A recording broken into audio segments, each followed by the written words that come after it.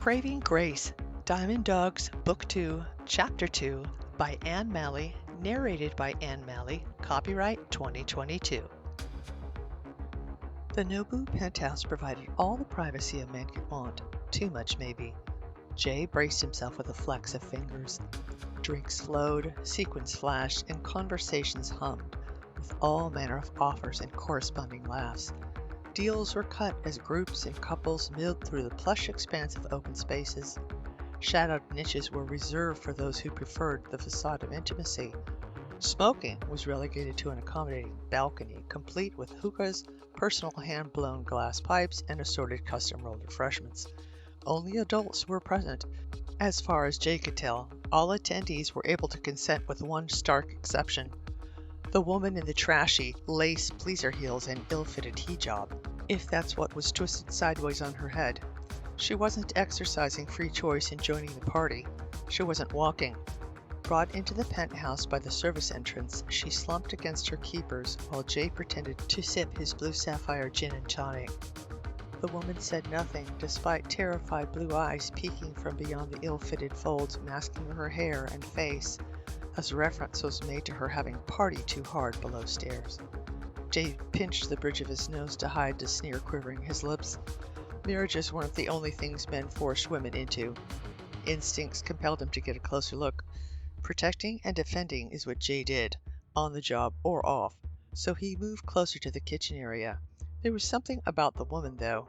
He'd liberated enough victims to know a silent scream. But there was something more. His heart clutched along with his gut as he glided across the thick carpet. A hint of tattoo ink winked from behind the lace heels, like a caged bird. Like Gracie's purported one-of-a-kind phoenix tattoo. No way. She had no reason to be here. No interest in tracking Jay, and a strip mall detective did not correspond to the high-end cachet that Rana Capital was desperate to project. And a phoenix tattoo was hardly unique. Jay had told Gracie so. He swallowed now, shamed by the crass competition that had seen him act as the worst alpha male stereotype. But Gracie or not, the woman deserved help. Katja would understand, but Jay already had the requisite assessment to dissuade anyone from investing in the shadowy firm. The muscle on either side of the slumping woman glared at Jay. Jay squinted back until the trio's sudden turn revealed a sure sign. Gracie's watch. Her father's watch. Jay stuffed a shout and tipped his chin to convey disdain when one of Gracie's handlers looked his way again. It was a legitimate reaction to being visually challenged by an underling that Jay should consider lesser than, if he were the blasé billionaire that he pretended to be. Jay focused on the watch, round-faced, oversized, and unmistakable while taking a sip of gin. Danny had coveted the Omega. It was the same timepiece that Gracie never left home without. It was her father's final affirmation in the wake of Danny and Jay's undermining. Gracie could do whatever she put her mind to, yet here she was being dragged against her will into who knew what. Jay's heart flew to his throat, and it sickened him. It sickened him because his very attempt to keep Gracie safe always put her more at risk.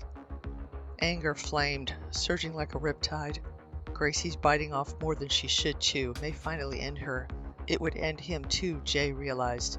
He was not leaving this party without her. A suited shoulder blocked her blue eyes now. Blood hammered in Jay's head, but extraction scenarios were already forming. Armed guards banked the exits. Their weapons were visible to anyone who knew where to look for bulges. Jay's Glock wouldn't get him past the coffee table. Stepping into the kitchen, he splashed his gin in the sink and side-eyed the no-neck duo, standing by the back entrance, peer as if he took issue with what he saw. The guards' expressions moved back to blank soon enough, attention roaming. "Is there something I may get you, sir?" A uniformed waiter entered from the pantry. "Water." Jay needed to check out the places not on display. "Fresh and with ice." Twin Sub-Zero refrigerators lurked beside a decorator cabinet filled with gleaming china. But it was the Big Brother cameras sprinkled throughout the penthouse that intrigued Jay. The waiter said, "Allow me." "Thank you." Jay finished his inventory while the man exchanged his glass for a fresh crystal, filled to the rim. "Is there anything else, sir?" "No, this is perfect." Drinking, Jay strolled toward the living space. Gracie's handlers whisked her past a pool table surrounded by laughing elite. They sidestepped a makeshift stage at the far end of the room. Instruments and amps were arranged and waiting. Then up the spiral staircase they all went while Jay stifled surging adrenaline. Clear heads accomplished goals, and he could not afford to fail. Saving Gracie is what he prayed to do, and he'd do it, just not in the manner he'd imagined. Jan Verbecki, the urbane host of this evening's meeting, lifted a yellow cocktail. Poor thing seems to have drank too much. So long as she doesn't put the toilets on lockdown, it's not my problem, Jay said. Verbecki frowned at Jay's glass of water. You didn't care for your gin and tonic? I didn't care for me, Jay said. He needed something to explain the painful tug between his eyebrows. He touched his collar, glad that he'd left Katja's lipstick in place. But what happens in Vegas stays in Vegas, right? We're after your money, Mr. Sykes. Calling the Vice Squad is counterproductive. Wonderful. Jay gestured toward a blonde woman on the terrace. Is your hostess available for an exclusive audience? More than a dozen ladies roamed the penthouse, but this one's coloring accommodated Jay's fast-forming plan. The scheme may work, provided that Gracie hadn't dyed her hair, or shaved it, as she had threatened to do. He choked on memories. Ansar Kadyrov, Katja's father, was likely doing the same. He nursed a coffee by the jumbo flat screen where a spangled infomercial played. Happy actors promised everything from growing families to a lush greener Las Vegas, but Rana Capital could promise the world peace, and Jay couldn't care less. Well, is she available? Jay ogled the blonde for effect. You are my guest, Mr. Sykes. You may partake of whatever meets your needs, pro bono. Verbecki downed the rest of his yellow drink. I'm pleased that you've discovered something that agrees with you. Me too, Jay set his water on the table. He stalked toward the sliding glass where the blonde was holding court and flung it open. You're with me, he said to her. Another time, she tossed over her shoulder to a chorus of grumbles. But no man argued with Jay. It was always that way. The one exception was Gracie Snow. She was definitely not a man, but Jay had learned not to tell her that. Hungry to prove that sex made no difference, Gracie ignored whatever Jay said from day one. Gracie put herself in harm's way. She manufactured it as if doing so would get him to stop caring whether she got herself killed. Jay glanced upstairs to see Gracie disappear inside of a third bedroom, to the left of the landing. It had to be her. If not, she was already dead, because that's the only way she'd part with that cursed talisman of a watch. Jay swallowed and said, Come on, darling, I'm not a man to wait. Who are you? His new companion flicked a cascade of long blonde hair. I'm someone who will make tonight worth your while. He grabbed the girl's hand and rushed her up the stairs, ignoring Gracie's captors exiting their room. Their leaving was a godsend. Jay took his partner to the second room, ignoring her invitation to kiss. She pouted when he ushered her inside. I thought you liked me. I do like you. Very much. Jay should buy her off, but there wasn't time. And that dress is perfect. Take it off. He flicked on the light, shut the door behind him, and then whipped off his tie. Alone in what looked like a study, Gracie fought to keep her head up. She sat bound and gagged in a chair. Great. Leave it to Jay to show up, now when she'd look like an idiot for demanding that he pack sand and get out of her life. Gracie absolutely would tell him off when she was clear of this mess and safe in bed like Fitz had predicted. Fitz may have kept Jay Sykes' involvement in this mission a secret, too, to keep Gracie on task. Funny, not funny. Hope still flowed like a runaway fire hose. God had a sense of humor, and Gracie may laugh, but later. Getting free of this chair was job number one. Her brain still buzzing, she cranked her arms. Electrical tape kept her pinned. The nasty rag in her mouth had come courtesy of her trip through the kitchen. At least her new friends had taken the covering off her head. Whatever drug they'd stuck her with had eased up. The piercing exit alarm when her captors had dragged her behind a casino had aided her alertness. But which casino? Where was she? Gracie planted a chunky pleaser heel against the satinwood desk and pushed hard. The chair spun, whipping her around with it. She dug into the carpet after her world had righted and scooted backwards, one pathetic inch at a time. Yes, she'd get out of here with Jay on the premises. His extraction abilities were unmatched, but she wanted off this chair now. Special forces or not, Jay would need her help to manage the guards downstairs, and Gracie would love to be free of these bonds when he showed up all smug and kicked into hero mode.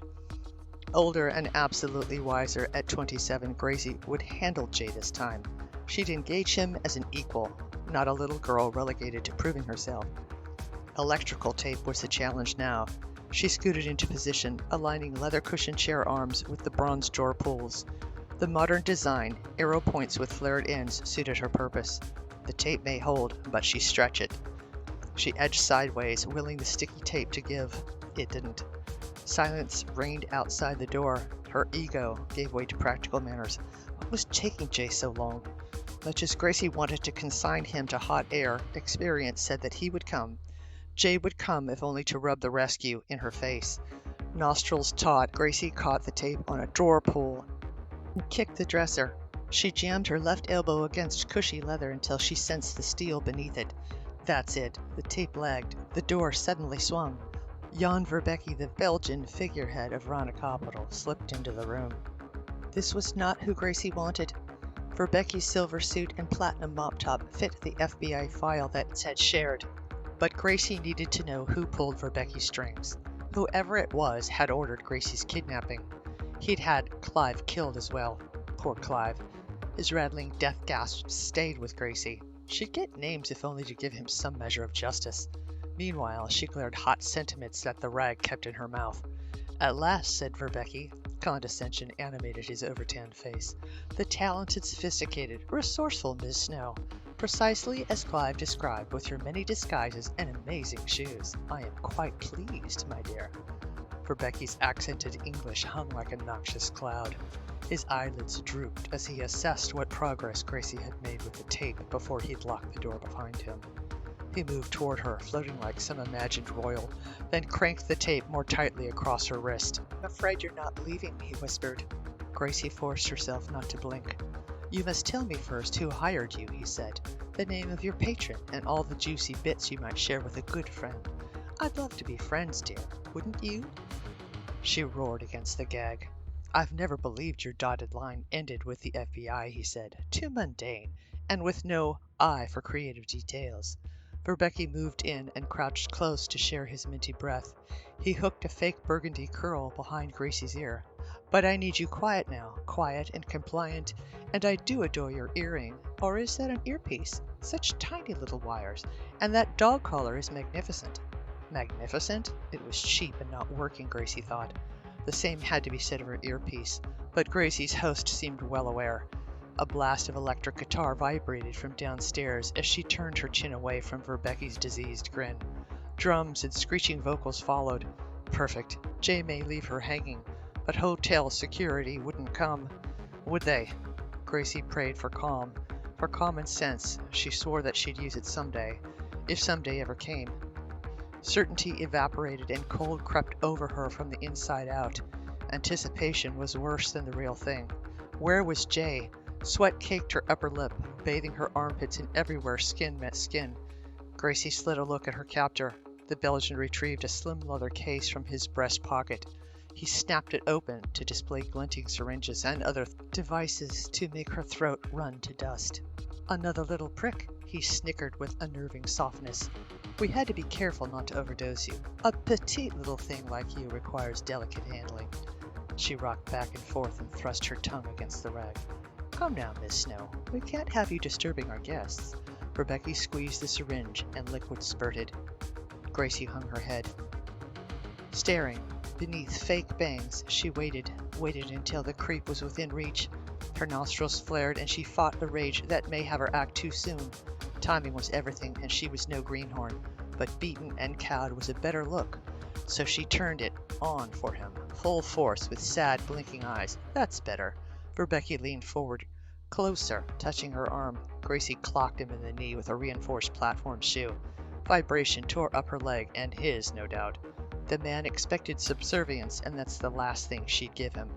His snake eyes told her that he wouldn't give her anything close to mercy, and so be it. He took a moment to regain himself, and Gracie took the small victory. Not smart, Miss Snow. Idiotic, Verbeke said at last. The door slammed open. The silver suit pivoted with a growl that crumpled in puppet fashion beneath the butt of Jay's Glock. Finally, Gracie recognized the weapon, almost as easily as she did her brother's former best friend. Her heart clutched despite ill will. "What are you doing?" Jay glared at Gracie and holstered his 9mm. "Does Danny know you're here?" Gracie raged. "Danny?" Irritation boiled over in a muffled nothing. With a rag in her mouth, she couldn't offer much else, and Jay knew it. He'd probably dreamed of her bound and gagged. There's no other way he would get her to listen to his defeatist lectures. Jay crouched and rolled Verbecki like a moldy log. "No gun for you. Sorry," said Jay. Gracie jerked her arm against the tape. "Let me get that." Jay was on her in seconds, the rag tossed to the floor. The switchblade he'd likely used to pick the lock sliced her bones. "What's the plan?" she asked. Out and away from Jay is what she needed. Her childhood hero flicked his blade shut and returned it to his ankle holster. "You were expecting me?" he said. "You're not my backup?" she asked. That made zero sense. "No, I'm doing a favor for a friend," he answered. "You are too, apparently." Glowering, he retrieved a sequined something from the hallway and tossed it at her. "Put that on, and tell me that the curly mess is a wig."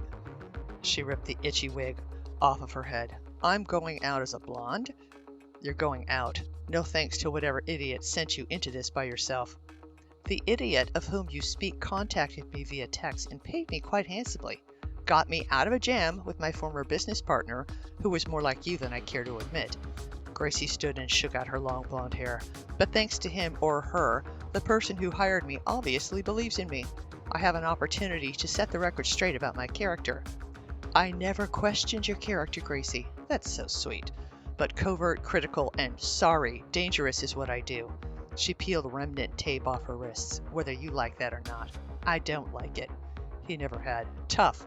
Whoever hired me has Jan Verbecki pulling rabbits out of dark places and likely contemplating serious jail time." She laughed to relieve stress. "Or else I'd have bled out weeks ago, totally forgotten by you, instead of being subject to some elaborate kidnap and pressed to name names." Jay narrowed smoky midnight eyes, sucking her in as if he were verifying a miracle. Yummy silver streaked his temples, but not so much. The thick ebony waves Gracie once fantasized about were still intact, and so was Jay's fixation on her long hair, the same hair he previously insisted that all girls should wear. It was a chauvinist taunt. Had always wanted Gracie locked in some tower, someplace safe, but Gracie had to wonder at the strength of Jay's stare, at the tumble of her traitorous heart. "You look good," he said, with gruff admiration. "It's only hair, Sykes." Gracie scooped the offending mass off her shoulders, ignoring a lick of satisfaction. "You didn't cut it." "I did. Many times, but hair grows and times change," she said. "Not that you'd notice." She made a twirling motion with an index finger. Jay handed her another pair of crazy shoes, then faced the way out. "We'll go out like you know," he said as she swapped clothes. "As if I'm gaga over you?" Gracie thanked God that had never happened. A preteen crush was bad enough. "Satisfied?" He faced her when she gave the all clear. "Satisfied is a stretch," he said. She huffed. "How is that?" "I don't think you have it in you to be satisfied with anything. Just saying." Jay shook his head. "Still the same old Jay," Gracie said, "chock full of charm." She stepped into the shoes and cranked her skimpy bodice up.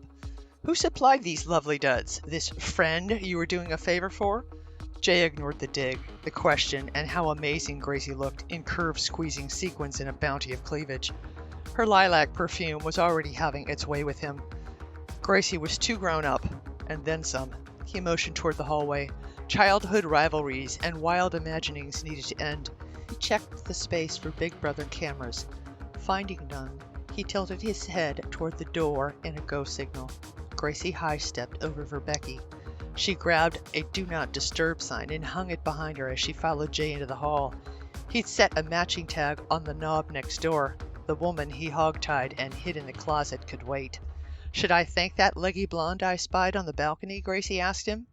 "Do whatever you want," he answered, "but after we get out of here." Jay would have to wait to find out why Gracie cared who he was friendly with. Or maybe he should just let that go too. Music pulsed, keeping the crowd occupied. Gracie grabbed Jay's belt beneath his jacket. "I'm not supposed to hate you for the next 5 minutes, but don't get any ideas." "Never," he lied. He loved coming to her rescue, but they both had far to go. While Gracie's hair may have grown, her height remained the same, all 62 inches, that left the hem of her borrowed dress falling too close to her knees. Hopefully, no one would note the differential between her and the woman he'd rushed upstairs.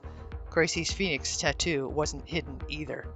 Cascade of blonde hair, singularly straight, and a perfect match fell over her face as they descended into the first floor stew. Heads turned, then a guitar riff pierced the air. Attention swung to the stage.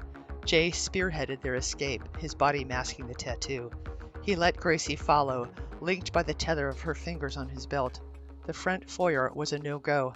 Too many people filled the living room. The service entrance came swiftly into view. Kitchen, pantry, and exit. Perfect. The guards had not abandoned their post entirely. Both were enjoying the entertainment, though, where service swelled into the living space. The band covered a Guns N' Roses classic, doing a good job, too. Too good, but Jay refused to look. He focused on the service door and stood straighter when Gracie chose to flank him. He withheld reaction and resisted the urge to run. Slow and steady. His breathing was another matter. Gracie's nearness and her exposed tattoo made calm impossible. "You're doing great," he whispered to her. "We're nearly out." "Take me to your leader." Gracie flicked her hair back in front of her shoulder. A uniformed waiter from before appeared with an enamel tray. Small jellied candies littered the sleek surface. Jay edged away. The waiter fainted to the left. It was a defensive move intended to keep Jay and Gracie on the right side of the service area. The waiter wasn't interested in Gracie's ink, but the muscle at the front door glanced at the couple. That was why Gracie moved. Jay should trust her skills. He did, and yet however much he tried, Gracie would always be the sweet little troublemaker with skinned knees that needed bandaging. "I'm glad to see you're feeling better, sir." The waiter's duck face communicated frustration. "Might I interest you or the lady?" Jay pretended to examine the tray while measuring the distance between the front entrance and their current position. A bearded guard jangled his leg, head banging with the beat of the music. His partner flirted with a curvy redhead. "If these won't tempt you, I'll find something that will. There's no need for you to serve yourself." The waiter's voice rose with the music. "I'll gladly bring whatever you need. Another glass of water?" "Thank you, no." Jay glanced up. The micro-sized camera in the far corner blinked blue, then red. Someone was watching, but who? Gracie moved toward the waiter, snatching a gummy candy and angling a leg to keep her tattoo hidden from view. "Don't be such a downer," she said to Jay. He caught her frown and the unspoken message that they played us out. "Bet those are edibles, laced with hallucinogens," he said. "So?" "No," he said. "This guy is good, but no fun," Gracie told the waiter. "Know what I mean?" The band reached for gold, the assembly responding with hoots. "I am so not fun, I'm taking you to my room." Jay plucked the candy from her grasp and returned it to the tray. He told the waiter, "Tell Mr. Verbecki thank you. I'll mention Rana Capital to my friends, the ones with the deepest pockets. You can count on it if you move that tray from beneath my date's nose." He counted on the conch he'd given Verbecki. "Very good, sir." The waiter withdrew. A glance at the empty staircase had Jay breathing easier. "Let's go," he said, shifting direction. He and Gracie would go out the front, and not soon enough. "Hold on." The flirtatious guard leveled Jay a stone glare. "The lady stays on the premises. Be available for other engagements at a later date." "Look, your employer invited me to partake of every hospitality. I like this one. It's not as if I'm stealing Verbecki's sister." The song ended while Jay's Glock sang for release. The guard turned to Gracie. "Break it up, honey." "Verbecki doesn't own me," Gracie said with attitude. "He owns you tonight." The man pulled a face, sizing up Gracie and finding her a little short. "Where did you get that watch?" "Excuse me?" Gracie laughed. "I said, where did you get that watch, Kim?" The guard waved over his bearded counterpart. Gracie laughed. "This thing?" "Yes, the watch, and you are not Kim," the beard said while Jay squeezed Gracie's hand. "Not enough legs showing, and a bird tat. No." Jay broke between the two goons. "Touch her and you're dead." He clamped a hand around the bearded one's shoulder, drew his Glock, and spun toward the camera. "If her client finds out what happened here, you're dead. Verbecki doesn't know who he's crossed." Their host appeared at the top of the landing. "Stop those two, now!" The room erupted in chaos. Jay shoved the beard to the floor, then cracked the flirt's windpipe with his gun barrel. Gracie flipped the waiter's tray. She stomped a heel on the beard's shoe. When he tried to stand, her knee found another mark. The gagging guard dropped to the floor. Gracie snatched the guard's beretta, reminding Jay how good she was, but talented people died every day. Gracie, go!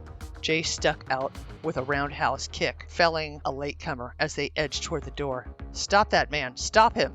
The girl's mine! Rebecca's sick shouts followed Jay into the hall. Jay didn't care so long as Gracie escaped safe and unharmed. He'd wait until she called the elevator before going any further. Gracie spun on him. Come on, Sykes! Go! A shot over his shoulder was impossible without the risk of collateral damage. Get out of here, Gracie, now! Finally, the elevator opened, but ragged holes tore into the wall ahead of him.